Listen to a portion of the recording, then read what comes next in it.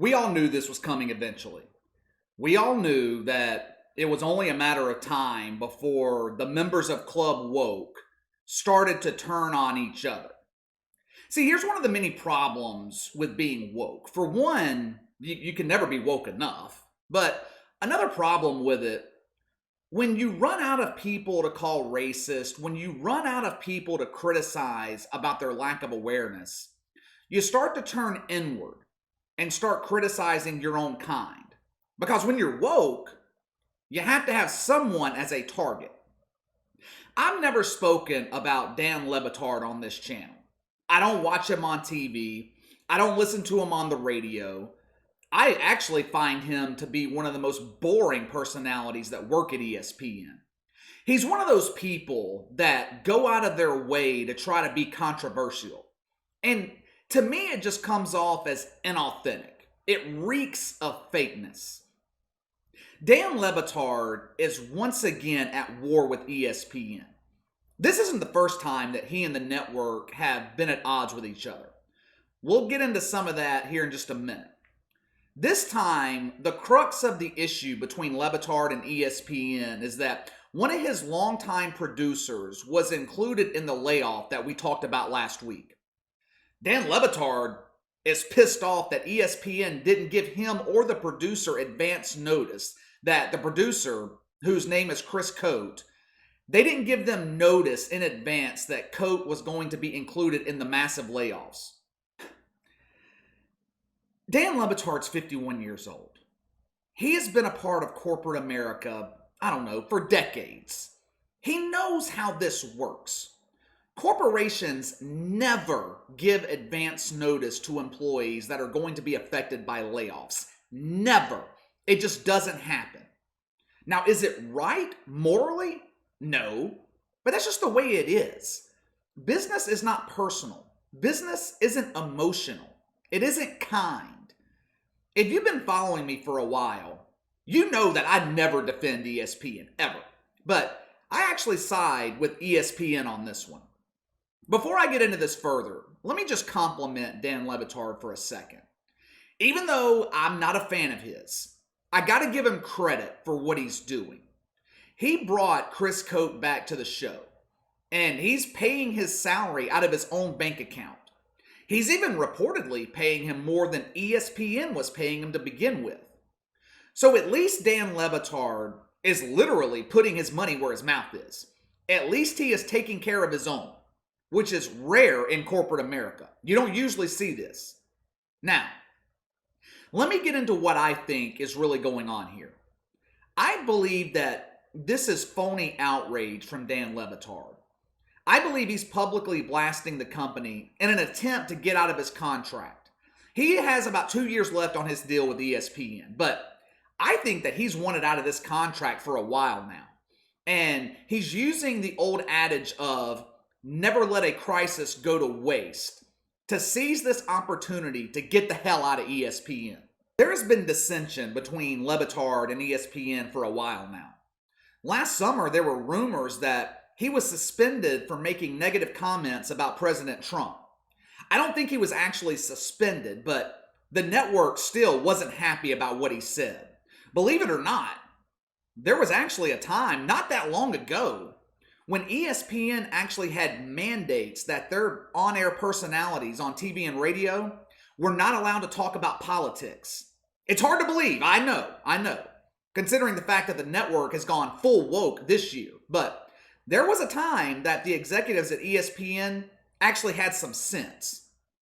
Last summer, Dan Le Batard said on his radio show that is broadcast, or used to be broadcast on ESPN, that, quote, there's a racial division in this country that's being instigated by the president. And we here at ESPN haven't had the stomach for that fight, end quote. Where do I begin? For starters, I live in the Deep South, okay? Supposedly the most racist part of the country.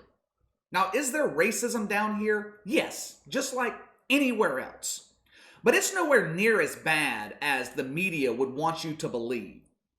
There's always going to be racism in this country.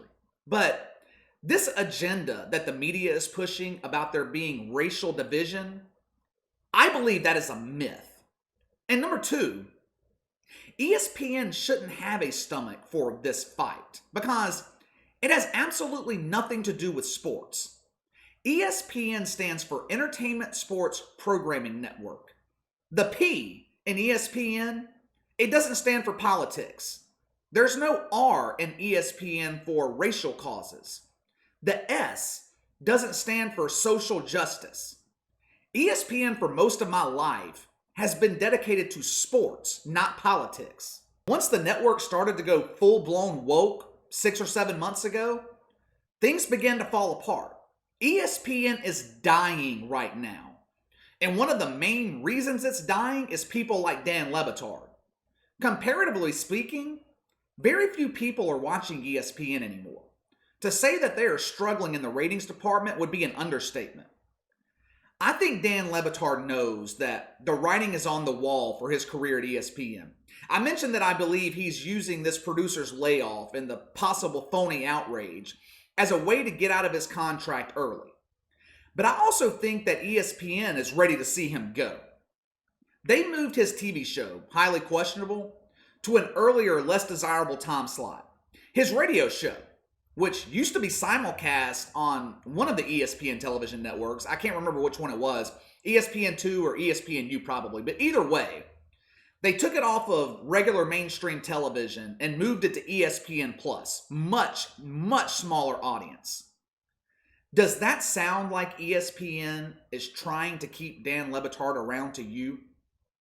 The divorce is on the horizon. Le Batard reportedly makes $3.5 million a year at ESPN. That's a lot of money to suck at your job and drive away viewers, while also pissing off your bosses. But the reason I bring that up is because he's going to be fine financially if he does leave ESPN. Would he make that kind of money independently? No, not to start out with anyway. He could possibly build that up over time if he builds and retains an audience.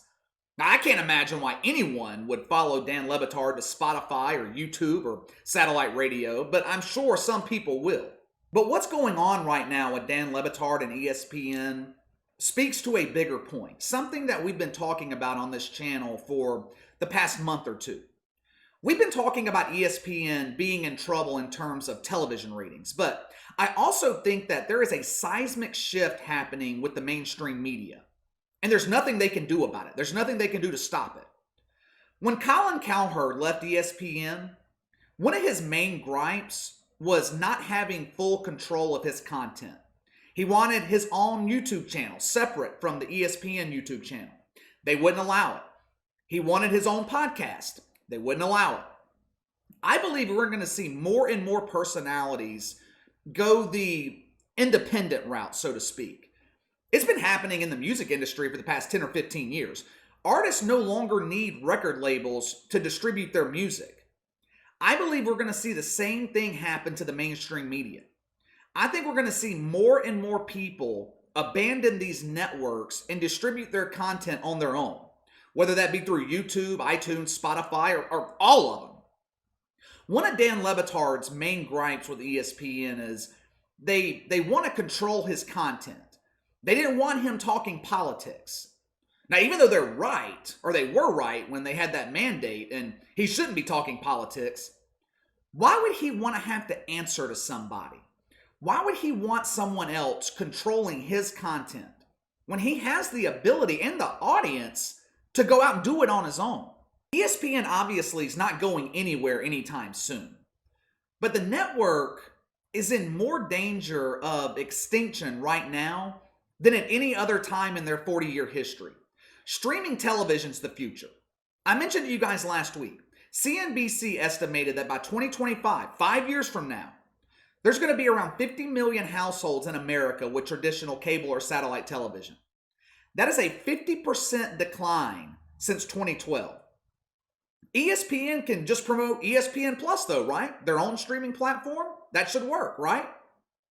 Well, there could be something that could derail that idea. Think about this for a second. What happens if the NFL or the NBA start their own streaming services, and they broadcast all of their games exclusively on their own platform. What happens if the same thing goes for the SEC, the ACC, Big Ten, all the major conferences in college sports, Major League Baseball, the NHL, so on and so forth? If that were to happen, would we have any use for ESPN? All they would have would be opinion shows and Sports Center, which are already tanking because they're so political. I know this thought or idea sounds outrageous right now. The NFL and the NBA, they make billions of dollars on their broadcast rights through traditional networks like ESPN, ABC, Fox, CBS. But things are changing, guys. Things are changing. 20 years ago, the idea that you would carry around a computer in the palm of your hand and call it a cell phone was outrageous. 10 years ago, the idea that the cable and satellite television industry disappearing was outrageous. The idea that ESPN is too big to fail because they've been an American institution for 40 years, or however long they've been on the air, that is flawed thinking. They are not too big to fail. Anyway, the bottom line is Dan Le Batard and ESPN are heading for a divorce. And this could be just the beginning for ESPN. We could see more and more personalities abandon the network to go out on their own. Dan Patrick was really ahead of his time when it comes to this. He left ESPN back in August of 2007. He took his radio show elsewhere. Now, at the time, most people thought he was out of his mind. This was at a time when ESPN was at their peak. And Dan Patrick took a huge risk by doing this. It worked out for him. He paved the way for other people to do this. And he did it at a time before YouTube and other streaming services were prominent. I think this is going to continue to happen. The media landscape is changing in this country, and changing for the better in my opinion. But this is not a good thing for networks like ESPN. Alright, that's all for today. Hit that like and subscribe button. Click the notification bell to receive all notifications from the channel. Leave me a comment in the section below. Do you guys think Dan Le Batard and ESPN are heading for a divorce? And also, do you think that ESPN could eventually cease to exist? Let me know what you think about my idea that the NFL and the NBA, other sports leagues, could start their own streaming services in the future and broadcast their games exclusively on their own platforms, which would destroy networks like ESPN. I want to know your guys' thoughts on that. You can follow me on Twitter at KC_BTL84. If you have any questions, a topic you'd like me to discuss, you can email me at BTLKC84@gmail.com. I'll see you guys next time.